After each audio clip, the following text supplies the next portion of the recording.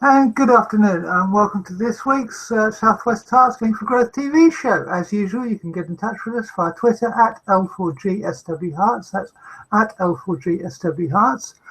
We've got a show that we've had to shuffle the deck order a bit this week because Catherine's got to leave us by about 4:30 at the latest. On top of that, Neil and Tania are both away this week. So I'm doing the sports news.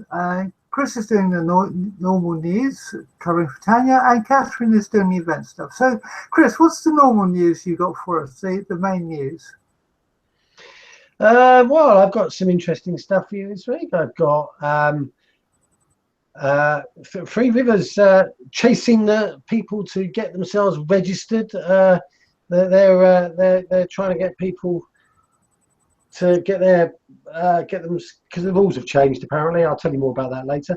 Also, we've got a golf tournament in town, so we've got some more traffic woes for the world here, unfortunately, if you live around the Grove in that part of the world. Fireworks! It's nearly that time again. And of course, back in town again. So lots of exciting stuff for us this week, Diane. Okay, that's great. And I have got Neil's comments on Watford's game against Bournemouth. News on 3 other local teams with mixed successes from last weekend. And I'll be doing a quick preview of the golf, the British Masters that Chris has already briefly mentioned, with Neil having sent me a few comments to pass on to everyone. And Catherine, you may be going first, but you've got a whole lot of events news for us as well. Indeed, yes. There's lots and lots of things going on in Watford again this weekend. Watford and surrounding area. We've got a book sale in Croxley. We've got Heartbeat African drumming at Mill End as part of a wellness adventure. And we've got lots of local entertainment, both at Watford Coliseum and at the Palace Theatre and the Horns, of course. More about that later. Okay, that sounds great. Very briefly, Link for Growth last week held 4 events. Yesterday morning, there was a Link for Coffee at the Perk in Carpenter's Park. And on Wednesday, there was Link for Coffee at, I think it was Regis, wasn't it, Chris? I couldn't go, unfortunately, but... No, it wasn't Regis. It was... a Holiday Inn again, wasn't it? It was a Holiday Inn, yeah. And... we may have to change the venue because Regis have got very busy, which is good for them. So we'll have to see. Okay. And on Tuesday evening, we previewed it last week. There was the first Link for Drinks, now Kings Langley at the Royal Oak. Rachel, who you saw last week being interviewed by Chris, said that the event had a slightly disappointing turnout in terms of numbers, but in terms of the quality of the conversations and how they're going to move the community building on in the area, they're establishing good ground principles and areas for development for the people who turned up. So that's all looking very promising. And on Monday evening, Chris was travelling, so he missed a lemon drizzle at the Link for Coffee at the kitchen. I wasn't travelling, I was in one place, but yes, well, you were away, so therefore away. But I'm going to make it up tonight because I'm going to have some lemon drizzle tonight because it's yellow comedy. Well, we'll be talking a bit more about that later, and the lemon comedy, yellow drizzle. I will change this. The yellow comedy is definitely lemon comedy, even if it's just for the lemon drizzle cake. Lemon comedy, you say? Let's just combine the two. Mash them up. Yeah, lemon drizzle comedy. Brilliant. Catherine. Moving on. Golf. Now, normally, of course, this would be the news section, but as I said, we've shuffled the deck a bit. You've also got starting off with a golf theme for us. Indeed, yes, and also at the Grove, in fact, but you'll hear more about the other event coming up at the Grove later. This is a Peace Hospice care event at the Grove Hotel and Golf Resort. It's an anniversary golf classic. It's happening on Monday, the 24th of October, and obviously it's raising money for the Peace Hospice in Watford. They're celebrating the 25th anniversary of their annual golf classic, and it's taking place at the prestigious Grove Hotel and Golf Resort. The day includes an 18-hole round of golf, buggy hire, use of driving range, short game, the Grove Valuable Pouch. I don't know what that is, but it sounds very exciting. And various other bits and pieces as well, including a drinks reception, 3-course carvery dinner, prize giving, raffle and auction. The golf day presents a unique opportunity to play at one of the best courses in the country, as well as enjoying a fantastic day of corporate hospitality. The cost to take part in this exclusive day is just £600 per team, and that's a team of 4 people. They expect demand to be high, so to request a registration form, complete the form online. I'll pop the link up as soon as I can, and you can get all the details there. So that's a Peace Hospice Care. Okay, and the Peace Hospice Care have another one of their networking business events. Yeah, these have proved really successful. I've been to the first 2. The last one was at Fabergé in the High Street. It was an evening event. This is in fact a lunchtime event, so they're shaking it up a little bit there. It's on Thursday the 27th of October, and so it's lunchtime, so it's 12 till 2, and this one is being held at Twisted Monkey. So I think we had a meal outside Twisted Monkey once. It's a very pleasant place to be during the day. It's obviously a little bit different to during the night time. So this is Thursday, 27th of October, between 12 and 2. Complimentary welcome drinks and canapes will be provided. The guest speaker is Jonathan Field, who's head of John Lewis in Watford. We know him through the charity. He's a very nice man to talk to. And he's also chair of Watford's Business Improvement District. He'll have a 10-minute talk around 1:15. Obviously, it's a chance to network, meet with lots of other people as well, and obviously showcasing the Peace Hospice Care as well. Okay, that's great. And we talked about this last week, and last weekend, I know from seeing several friends had run in the similar challenge for the Peace Hospice. The Hospice of St Francis have a mud pack run. Yeah, this sounds really messy. If anybody likes getting covered in mud and filth, then this is the one for you. It's on Sunday, the 23rd of October. It's at Ashridge House, supporting the Hospice of St Francis. They have their Mud Pack 3 challenge, and they've said it just gets better and better. So this is everything messy as you jump, climb, slide, and wade your way through their adrenaline-fueled, laughter-filled 5 or 10-mile boggy filth-fest adventure. What could be nicer? All set in the beautiful, historic, but very muddy grounds of Ashridge House. All the details are on their website, as I've mentioned before. Simply ask 10 friends, family or neighbours to sponsor you £5 each, and you will have reached your minimum goal, as they're asking for a minimum donation. Entry fee is £35, minimum age is 15. As I say, a sponsored pledge of £50 to support the work of the Hospice of St Francis. And yeah, all the details online. Register online. I'll post the link up later. Okay, that's great. There's a book sale in Croxley this weekend. Yeah, books, everywhere you look. That rhymes. The annual Croxley book sale is on 8th of October. When is the 8th? That's tomorrow, isn't it? Saturday the 8th. Their annual book sale will be held at the Baptist Church in Baldwin's Lane from 8:30 in the morning to 2:30 in the afternoon. Nice early start for some. Excellent quality and value, wide range of books, fiction and non-fiction, and children's books. There's also coffee and cake. All proceeds are going to Christian Aid. So that's tomorrow, the annual Croxley book sale. Okay. And there's another book launch this weekend. Yes, but on the book theme, local book launch. This is again on the 8th on Saturday. David Ryder's latest book on South Oxley, A History of the Former Clarendon School, will be launched tomorrow at 2 o'clock in the afternoon at All Saints Church in Gosforth Lane, South Oxley. Costs £15 to attend, but there's free refreshments available when you're there. Everyone is welcome, particularly former staff and pupils. Sounds like an interesting one. Okay, and if you're into folk music, Herts Langley is the place to be on Sunday. Indeed, Magpie Lane Folk Group Afternoon Concert in Abbots Langley. It's on Sunday, as you say.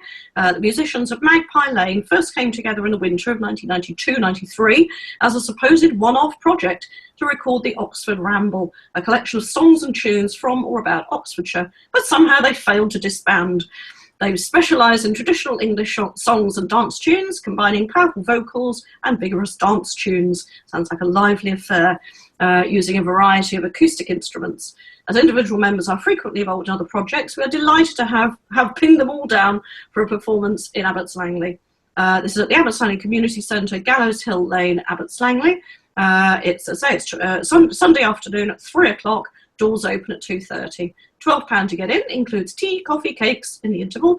All inquiries to alconcerts@gmail.com, or you can have a look at the Three Rivers District Council website and all the details there.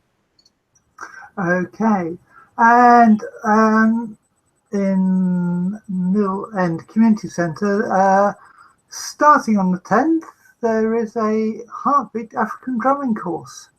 Yeah, absolutely. I mentioned well-being earlier, and this is part of this particular project.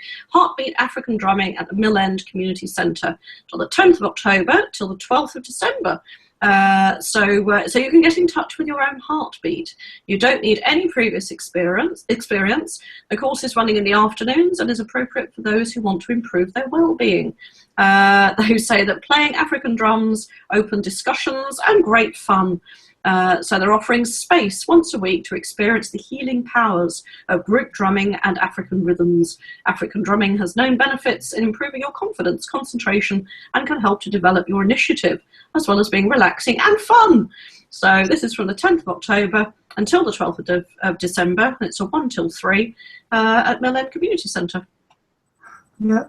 Chris and I saw some African drumming and training where everyone just sort of like turned up, and when Sarah Chalk was the business and the community representative at a community conference in London a couple of years ago. It was quite impressive, wasn't it, Chris? Where did we see that?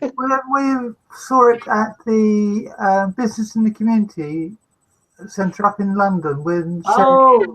Yeah, when we went up there, when we went into town, yeah? Yes, it was quite impressive and how quickly everyone got together, wasn't it?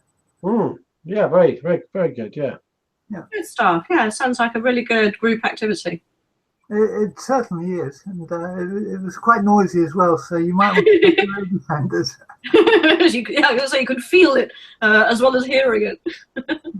Now, mentioning this, although it's not necessarily, it's not a local idea, it's the only place I've actually seen it mentioned, and I think it's a really good idea. So we're going to talk about porridge. Yeah, World Porridge Day in aid of chronically hungry children. This is on the 10th of October, so Monday again. Mary's Meals provides life-sustaining and life-changing meals to more than 1 million of the world's poorest children every school day. Their idea is simple. They provide a nutritious daily meal in school, which attracts chronically hungry children into the classroom, where they will receive an education that can offer them a route out of poverty. In Malawi, their largest program, they provide a mug of vitamin-enriched maize porridge to more than 800,000 children every day they attend school. World Porridge Day on the 10th of October celebrates the huge difference a daily mug of porridge can make to the lives of desperately hungry children. If you would like to get involved, you can order a free World Porridge Day pack from their website, which is www.worldporridgeday.com. Couldn't be simpler. Brilliant idea. Yeah, and the link is up on the Three Rivers District Council site. And as I said, it's the only place I've seen the link, so I thought it deserved a wider audience. Yeah, brilliant. Okay, well, moving on to the Watford Palace Theatre, they've still got Arms and a Man running. Indeed, yep. I won't read all the blurb a bit again. I've mentioned it before, but it's basically comedy, romance, and chocolates. This is Arms and the Man. It's taking a wry look at our illusions and ideals with all the wit, vigour, and romance of a golden age Hollywood movie. There is a trailer of it on Watford Palace Theatre's website, so you can have a look and have a little taster of it. If it takes your fancy, then get along to Watford Palace Theatre. The show is still running until Saturday the 22nd of October. There's lots of dates, lots of times available, lots of different ticket prices depending on when and where you go as well. But it's doing well from what I hear. It had really good reviews. Okay, that's great. And very briefly, Carmen's on at the Coliseum tomorrow. Indeed, yes, Watford Coliseum, where I'm going to be later from tonight, just saying. This is Carmen, Russian State Opera. It's on Saturday the 8th of October, so they will have cleared away all the tables and chairs by then to make way for the audience. Russian State Opera presents Carmen, the most powerful, enjoyable and tuneful opera. I'm just going to have a look at ticket pricing.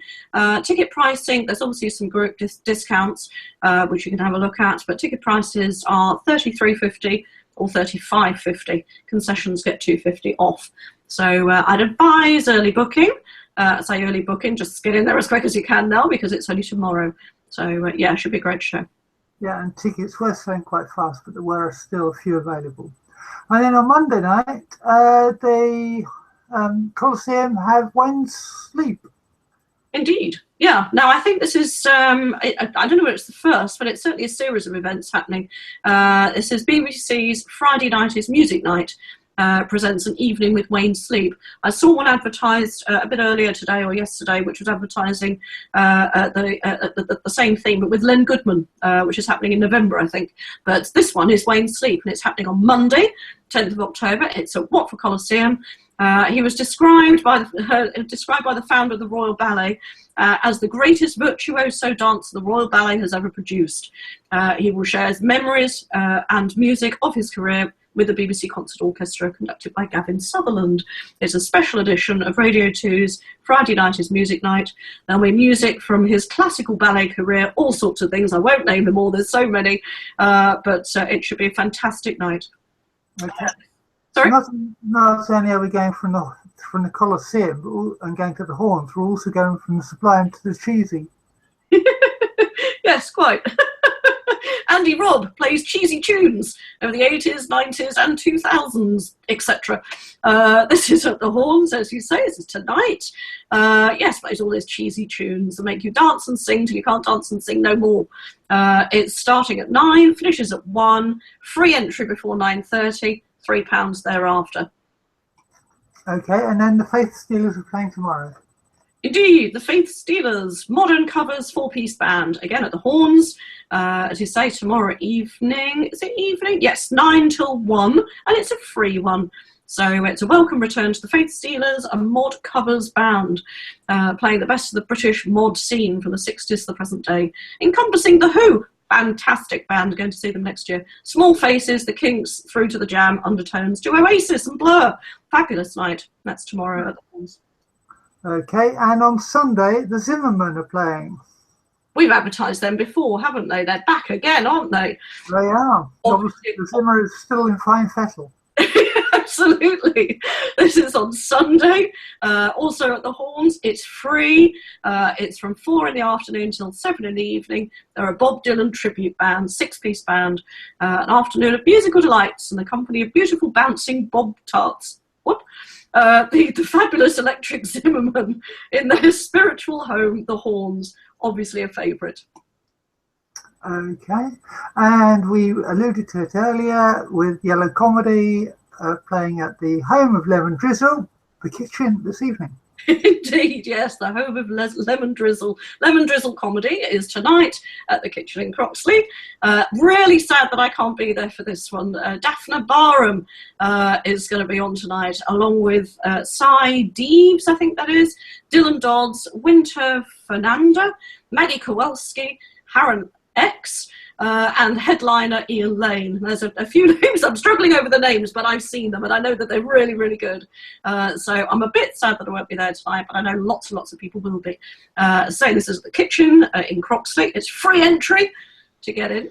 MC'd by our expert MC, Andrew Carberry, of course. And yeah, it should be a really good night. Doors open 7:30, comedy starts at 8. Be there. Okay, perhaps you should just very briefly explain why we've had to change the running order. Yes, the whole show is fitting around me today because I'm off to Watford Coliseum this evening. I represent the charity, the Michael Green Diabetes Foundation, who incidentally have a wine tasting coming up, and if you want tickets for it, it's on November the 25th. I have tickets for sale, so does Diane, and so does Neal at Reason Coffee Shop. So just a little aside there. But as a charity, we are one of the nominated charities of the chairman of the council, Darren Morford, I shall be a guest at his table this evening at the Watford Council Audintia Awards, which are the awards given to people, individuals, organisations, charities throughout the area who've done something above and beyond the call of duty. So it should be a fantastic night. Be over 300 guests there, and we'll be doing a lot of clapping and cheering, I'm sure, as each make their way up to the stage to receive their award. So really looking forward to that. I shall give you a report on it next week. Okay, that's great. We look forward to it. Okay, well, have a good time, and congratulations on being nominated by the chair of the council, and good luck. Thank you very much. I will disappear. Good luck with the rest of the show, and I shall see you soon. Thank you. Yeah, take care. Bye. Hi, Chris. Hiya. We've talked about electoral registration because it's a big issue, and Three Rivers finally seem to be announcing that they're doing something about electoral registration, just like Watford and Hertsmere have done. So what's happening? Well, they're basically knocking on doors during October to make sure that everyone who is eligible is basically able to vote. So they're going around, you know, the homes, the council officers, this is, going around the homes with these inquiry forms, making sure that they're getting everybody's details. Because what's changed is that the head of the house, who used to essentially say who was able to vote in the house, no longer can do that. So it's each individual person's responsibility to make sure that they are registered. So they've sent out a load of forms during August, and clearly they haven't had them all back, because they're going to have to go around and chase people up, and that's what they're going to do. And allegedly on the 1st of December they will be publishing a brand new list. Okay. It seems, of course, a lot of work, because as I said, both Watford and Hertsmere borough councils or councils have already started this, haven't they? Yeah, I mean, I haven't been too up to speed with this, because obviously it's Tania's section normally, so I don't know what Watford's been up to, but or in fact Three Rivers. But what I do know is what Hertsmere are doing. Okay. Now, you are probably the best man to ask about this, because your knowledge of Watford is encyclopedic. I think you might be wrong about that anyway. Well, no, it's true. I think you know an awful lot, Chris. You're doing yourself down there. The British Masters, which we'll be talking about as a sporting event a bit later on, starts next Thursday at the Grove. But there are a couple of pre-events, and both the pre-events and the actual tournament itself are going to cause quite major traffic disruption in and around Watford, aren't they? Well, they're expecting 20,000 spectators. Now, I remember when the last major tournament was played out of the Grove, and they had like Tiger Woods over and all this. And to be honest, I don't know where I was, to be honest, but it didn't seem to me to be too big a deal. However, it might well be that the best preparations and the best laid plans make these things go quite smoothly. But anyway, the tournament is happening between the 12th and the 16th of October. So, yeah, is that Thursday? No, that's Wednesday. Is that Wednesday through Sunday? Yes, it is. Yeah. So basically, they're putting a series of processes in place to try and minimise the disruption. So they're closing a few roads, which, to be honest, don't look as if it is going to cause a huge amount of problems. What they're closing a few side roads, which are on the Hempstead Road, which obviously would cause traffic to be turning in a direction which would hold traffic up. So I presume they're just shutting them on the basis that will cause less hassle. They're also setting up some temporary clearway orders, which will stop people stopping in awkward places. But I'm looking through the list here, and to be honest, I wouldn't say that any of these places that they're setting up clearways are places where people would park anyway, to be honest. They're talking about the Ridgeway, for example, which is on the Cortlands Drive junction. I mean, it'll affect people who live there, I guess, maybe. Cortlands, in other places in Cortlands Drive as well, and Airdrome Way. I mean, no one parks there, I don't think. So I'm not quite sure. Obviously, they're just making sure of things, I think. There's Hempstead Road between Hunton Bridge and Ridge Lane. You know, no one parks there. No one, but I mean, it's like a massive major road here. We're not talking about people parking there in the normal course of events anyway. So I think it's all about, you know, you can look at this long list and think, oh God, it's going to be a nightmare. But in all honesty, I can't. Yeah, it's not really a huge deal what they're doing there. Okay, but it's just, yeah, people need to be aware of it, because things might, 20,000 extra cars in that part of Watford could affect the, or should I say, Chandler's. Well, 20,000. I don't know how they're going to get into the Grove, but obviously the Grove the entrance through Hempstead Road is a major road, and people turning right coming into Watford into the Grove are going to hold traffic up. I don't know whether they'll allow turning right there or not, but the other one, but of course you can get into the Grove from other places. You can get in from the lanes, and I don't know whether they're going to be setting up like that's the preferred route, because it's like Whippendale Woods is kind of, there's a road that goes past there that you can enter the Grove from the back end, and of course that'll keep traffic out of Watford. Yes, yeah, and there is a temporary car park being set up in that kind of area somewhere. I know that much, and so it sounds as if it hopefully won't be too bad, but you just need to be aware of these things. Yeah, I mean, you don't really want to be driving down there, tootling down there on one of those days.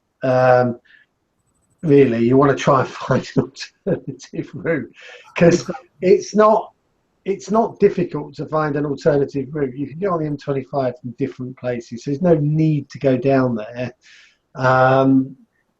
If you're aware of it, you can find other routes. Okay, thank you. Briefly, we did talk about the High Street and all the work they're doing on the footpath, and that is all now done and dusted.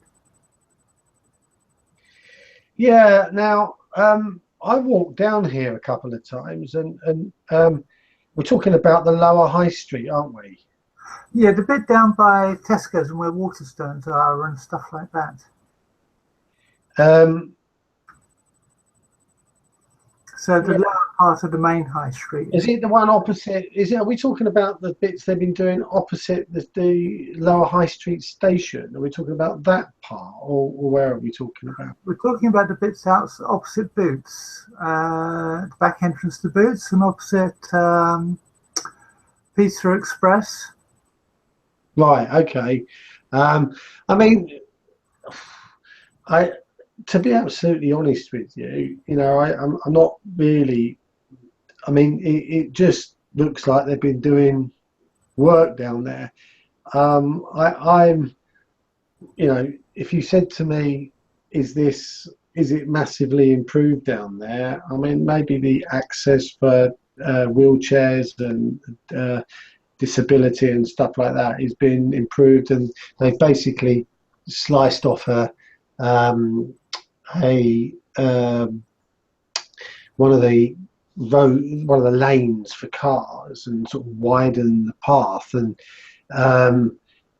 you know, I think, you know, if we get that amount of pedestrians down there will be doing really well.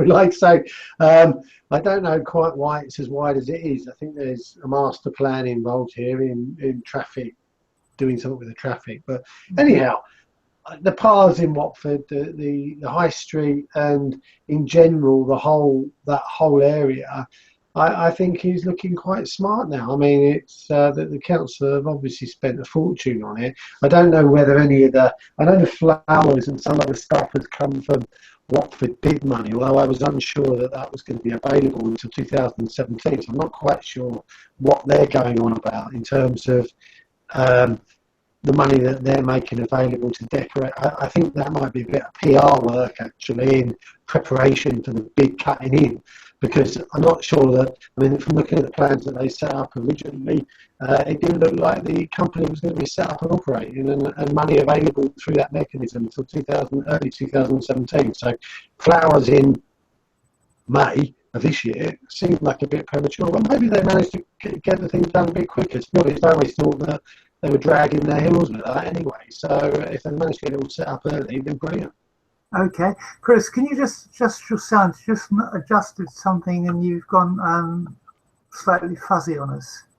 Am I any better now? Or? No, okay. Am I any better now? No, sorry. No, I'm not sure I've done anything, to be fair. Okay. Okay, I thought you may have knocked something or something like that. You know. I haven't touched a thing. All this. Okay, not to worry. Okay, well we'll battle on then. We're usually running. We're quite lucky to be able to see you this week. I mean, last week we had you in sound, and this week we've got you in vision. Oh, was I missing in action last week or something? No. I said we didn't have a particularly good picture of you last week when you did the interview in Bricket Wood, but we got the message about what was being said about the Abbey line. Okay. Now, earlier on this last month, I should say, there was the council's third annual Big Sports Day, which is news has gone by and everyone seemed to have had a great time. What's really interesting is there are a couple of big events that are coming up over the next few weeks with a few dates that have been given by Dorothy Thornhill. So I think we should talk about some of those things. You can put them in your diary now. Yeah, I mean, just mentioned there was a real shame about the sports day because the Sunday was delightful. The Saturday it rained most of the day, which was a real shame because the year before it was a glorious day. So just unfortunate really that happened. But anyway, so there's a couple of things coming up. There's the big fireworks, of course, in Castleby Park on November the 5th, and that's always well popular. Last year, I think I went down there, and it was an absolute mud bath. But hey ho, wear your wellies, get your wellies out, get down there with your torch and your jackets on and whatnot, and they do put on a decent display. I think last year they struggled to get the fire lit. I think the fire was finally lit at about 3 o'clock in the morning or something. But anyway, it was it's always a good event. They get lots of different bands down there with food and whatnot, and selling these little lights that people wander around with on their head and wrists and stuff. So it's a good community event out, and the fireworks are always quite good too. So worth going down there. That's going to be on November the 5th, which it happens to be a Saturday this year, which is great. So it's actually the day after 5 p.m. Get yourself down there. I don't know what time the fireworks start, but it'll probably be about 7, I guess, or 7:30, or maybe even 8. But always a good night. And then, of course, the big skate is back. The ice rink reappears on the 26th of November, and it stays with us probably until November the 3rd, which is the Monday. January the 3rd, which I think is a Monday. Or maybe they'll probably pack it up on the 3rd. So lots of opportunity to get down there and get some skating in. They had a much bigger affair last year than they did the year previous. I suspect, because there's nothing been announced, that the German market has not been reappearing for the 2016-17 year. What with all the nonsense that went on with Christmas trees being stolen, God knows what else. It was a real fiasco, that. But anyway, the rink is back, probably bigger and better, and a good opportunity. It's always very popular, actually, the skating rink. If you want to get wet, fall over on the ice and stuff, you've got another chance to do it this year. Okay. The link on the website to the big events page is not currently working, so we can't get exact details on if the German market's coming back. But if I remember right, you made a really nice video. Was it last year or the year before, the fireworks, Chris? I don't know whether it was last year or the year before. I think I did it with the old. I think I did it with the Google glasses. Actually, I just took a video of it, and yes, it's up on the TV thing on the Southwest Herts Community Communications Hub. Or go to the L4G.tv website and just type in fireworks in the search, and you'll get my video will appear miraculously before you. Okay. Chris, the sound is getting worse and worse and worse, unfortunately. Is it? Yes. More and more croaky and fuzzy. Well, hang on a minute. Let me just see if I can do something. Okay. And I'm just checking at this end. There's nothing here that, should happen. Is that any better, or? That's much better. Just okay. Just leave it like that. That's great, Chris. Okay. It's weird how it suddenly started to go out. Anyway, Watford Council have funded a new dial-a-ride vehicle. Yeah, they have. Now, I don't want people to get overly excited about this. Brilliant to have a new vehicle. There's no problem with that. But this is to replace an existing one. So it's not that we've got another new vehicle. This is a new vehicle. It's replacing one of the two vehicles servicing Watford, with the intention of replacing the second one early next year. So it's an upgrade, basically. The council have funded it, and there's apparently some competition or to name this vehicle. Happy Traveller, as it's been called. It's basically to transport people who are 75 and over, and those with permanent disabilities, which includes children, around the area. It's got tail lifts and ramps and all that kind of stuff, and for people who can't climb up into the vehicle. And it's got extra seats and stuff compared to the old one, so definitely a good upgrade. Okay. Now, we've talked a lot about fly tipping on the show because it does seem to be something that happens in the area quite a lot, and councils are really cracking down on it. And Hertsman have released a report about the top 10 fly tipping cases in their borough, or in their district, rather. Yeah, yeah, they have actually, and the Watford Observer have picked up on it as well, and got some pictures going on of all the 10 worst cases of fly tipping, and they're pretty grim actually. There's a lot of it going on, and people just being paid to take rubbish away and then just chucking it in the waste spaces in different places. And it's costing, I think Hertsman said it cost them £125,000 last year, this mess, and the cases have gone from something like 320 or 30 or something in a year to 600 and something. So it's clearly on the increase, and I suspect the reason for that is it's more and more difficult to dispose of rubbish. It's just nigh on impossible to do so these days, and consequently people are just people are trying to make a quick buck by taking away someone's rubbish in a van and then just like dumping it somewhere and running off with the money, and it is a real problem, and I'm not sure what the answer is really, except for making it really easy for people to dispose of their rubbish, but for it, I guess. Ultimately, we should all be responsible for the stuff that we're disposing of, and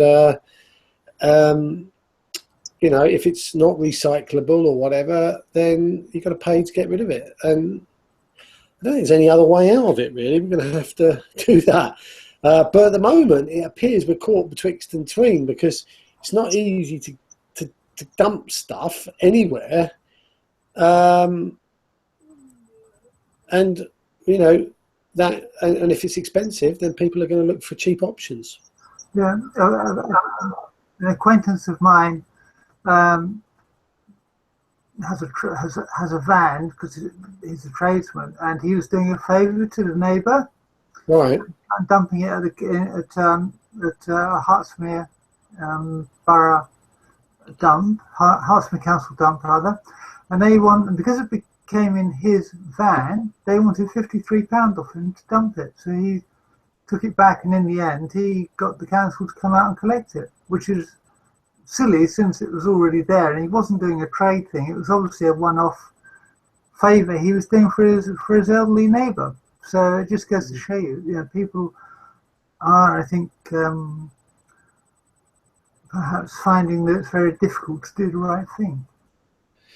Yeah, and you know, there's more and more reason now to not buy stuff you don't need. Yes. You know, upcycle, recycle, you know, just don't go buying more stuff, because the more stuff you've got, the more difficult it is to get rid of. Yeah, exactly. Okay, well, I think that's it, Chris, for this week. Thank you very much for filling in for Tania. You're welcome. Do you need... I'll be seeing you this evening at Lemon Drizzle, yeah? Well, I will be at the Lemon Drizzle comedy show. Yes. Are you rattling the sport off now? Is that what you're... I'm going to do the sport, and then I'm just going to briefly touch on next week for Link for Growth. Okay, fabulous. 3 events there, and there's no restaurant review unless you've got one.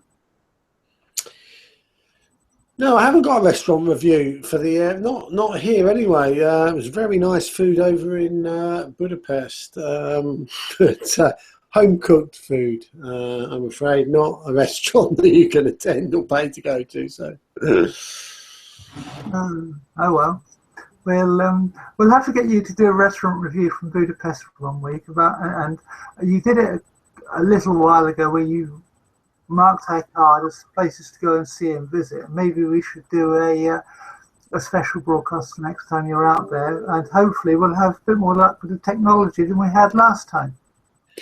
Yeah, my problem over there is not bandwidth. It's the fact that the Chromebook is not the most rapid of devices to basically do Hangouts on air, but possibly I could do it on I could try it on my Note 4, which might actually be a bit more up to the job. So we'll try that next time, maybe. Okay, that's great. Okay, well, thank you very much, Chris. Okay. And you're going this evening? I'm definitely going this evening. So we'll definitely see you there then later. Okay, cheers for now. Okay, take care. Bye. Bye. Okay, as I said, if you're expecting Catherine now with all the local events, Catherine's been and gone because we've had to shuffle the deck because Catherine's off to the Audentia Awards this evening and needs time to set up a stand because she's she represents one of the 2 charities who have benefited from the event and fundraising by the council chairman this year. So I'm doing the sports news for Neil. And according to Neil and also Andrew Carberry, who I've also spoken to about this game, Andrew, for those who don't know, he runs Yellow Comedy and, like Neil, is a Watford football fanatic. And both of them said that the game the first half was fairly dull, but it really livened up and became a great game in the second half, with Watford slightly fortunate to get a draw, but they both agreed it was a much better performance than against Burnley the previous Monday, and that they felt that 2-2 was a good result and probably a fair result. But if Bournemouth had won it 3-2, they wouldn't have they'd have been upset, but they wouldn't have thought it was an injustice. So obviously it sounds like a really good game, and it was apparently featured quite heavily on Match of the Day on Saturday night. There's no league games this week for Watford due to the international matches being played for the World Cup qualification. But Nigeria have expressed doubts over Isaac's successful withdrawal. The Nigerian forward was due to play for Nigeria this weekend, and he withdrew from the Nigerian squad when claiming a leg injury. So therefore he stayed at Watford. We don't know any more than that, apart from the information that's on the WD Sport site. But it does seem as if it's the way that Nigerian FA asks its players to go to Nigeria is to buy their own tickets and then then they get refunds is part of the issue from what Kevin Affleck is saying on WD Sport, but we can't confirm or deny that. Kings Langley were quite pleased, and they had a last gasp win over St Ives Town in the league last Saturday. They scored their second goal in the second minute of injury time at the end of the game. This is a game that where St Ives were reduced to 10 men for the last 20 minutes, and the Kings Langley boss felt that the fortunes finally went their way. However, on Tuesday, a much changed side lost 2-1 in the Southern League Round 1 Cup game. The Kings Langley were 2-0 down and then came back, scoring a goal in the first half to make it 1-2 at half time. And Chalfont St Peters had kept the score, didn't score any more goals, neither did Kings Langley, so that's how the game ended at 2-1 to Chalfont St Peters. Next away game is at Cinderford Town which is tomorrow at 3 o'clock. Kings Langley FC are 12th with 15 points, and Cinderford in 24th and last place in the league on 7 points. Kickoff is at 3 o'clock, and if you want to go and see the game, obviously details are available on the Kings Langley website. Fullerains lost again last weekend, unfortunately. They lost 34-23 to Letchworth, but it was a much better display, and they managed to score a bonus point because they scored 4 tries. The performance was a much better performance than it has been in the last couple of weeks. They had their opportunities to perhaps even win the game, but didn't take them. They missed several penalties and 1 or 2 conversions as well, but they were pleased with the performance and the fact that they managed to get a bonus point. They now play tomorrow Thurrock, and they're at home. The Thurrock are 5th in the league with Fullerains 9th. Fullerains, as I said, have lost their last 3 games. Thurrock have won last weekend after losing their previous 2 games, so it could be a really tight game. So that's 3 o'clock tomorrow at Fullerains home ground if you want to get on and watch some rugby. In the West Herts Hockey Club, they actually won with a last-minute goal, which was their first win in the season. They won 2-1 at Teddington, away at Teddington. Unfortunately, the ladies lost 6-4 at home to Chelmsford, with West Herts coming from behind to draw twice, to level scores twice, before 2 late goals meant that they lost the game. Tomorrow, both the men and women are away at Sevenoaks. The men start their game at 3 o'clock, and the women start theirs at 5 o'clock. As we've already mentioned, the British Masters starts tomorrow. This is on Thursday. There are a couple of pre-events taking place as well. Several of the world's leading golfers will be appearing on the card of the event, but Britain's gold medalist Justin Rose has pulled out of the event as he needs to rest after a season when he's not fully recovered from an injury sustained in the early weeks of this year's season. As we talked about, the events can be held at the Grove Hotel. Neal will be able to give us a full report on the first day's play next week, because he's going to see that game. What he has said that this week is that he thinks that because it's quite a short course for a professional golfer, he reckons that the Grove will offer plenty of opportunities for eagle and birdie putts and some really low scoring. It's definitely and he feels that the course definitely favours straight hitters off the tee, and that they have to make the rough really rough and tough as it's a short course. So he's predicting that someone who's got a good drive is probably a good drive and chip is probably the person who's going to be the top, the eventual winner. Last year, this tournament was played at Woburn Abbey, so it travels around the UK. On Wednesday, there's a Pro-Am event with many former sports greats taking part. These include Ramsey and Shevchenko are both former footballers, and they will be joined by former international footballers, including Liverpool legend Kenny Dalglish, Champions League winner Teddy Sheringham, and former footballers Niall Quinn, Robbie Fowler, and former Watford manager and Chelsea player and Italian player Gianfranco Zola. A number of Sky Sports presenters and analysts will also be taking part in the showcase event, including former footballers Jamie Redknapp, Matt Letizia and Neil McCann, alongside Damien Hill, the 1996 Formula One world champion.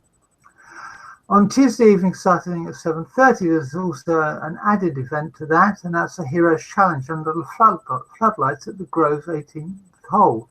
Tickets for this particular event on Tuesday evening are free.